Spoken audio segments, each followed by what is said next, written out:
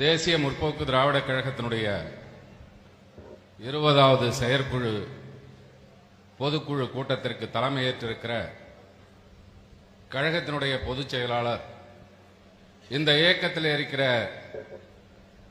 ஒட்டுமொத்த நிர்வாகிகள் தொண்டர்களுடைய அன்பை முழுமையாக பெற்று இந்த இயக்கத்தை வழிநடத்திக் கொண்டிருக்கிற அந்நியார் அவர்களே, இன்றைய தினம் புதியதாக பொறுப்புகளை ஏற்று இந்த இயக்கத்திற்காக, இந்த இயக்கத்தினுடைய வளர்ச்சிக்காக பணியாற்ற புதிய பொறுப்பிற்கு வருகை தந்திருக்கிற தலைமை கழகத்தினுடைய புதிய நிர்வாகிகளே, இந்த இயக்கத்திலே தலைவர் கேப்டன் அவர்களுக்கு அடுத்தபடியாக தம்பி விஜய பிரபாகரன் இந்த இயக்கத்திற்கு வர வேண்டும், இந்த இயக்கத்தை சிறப்பாக வழிநடத்த வேண்டும் என்று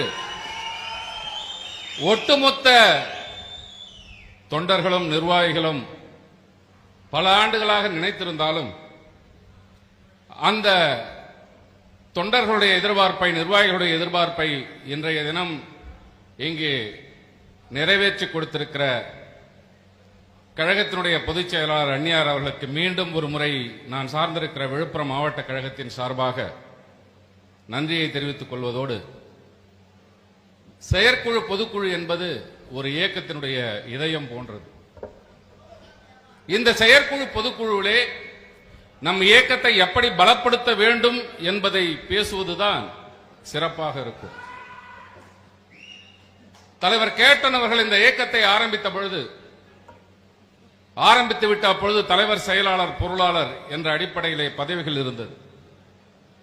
நம்முடைய ஆண்டாள் அழகர் திருமண மண்டபத்திலே முதல் கூட்டத்தை போட்டபோது அவர் சொன்னார், இந்த இயக்கத்திலே வறியவர்கள் நிறைந்திருக்கிறார்கள், ஏழைகள் நிறைந்திருக்கிறார்கள், தொழிலாளிகள் நிறைந்திருக்கிறார்கள்.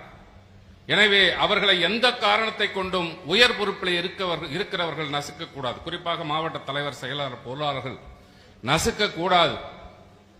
அதனால் அவர்களிடத்திலே எந்த செலவையும் அதிகமாக வைக்காமல் உங்களால் முடிந்ததை செய்யுங்கள், அதுவும்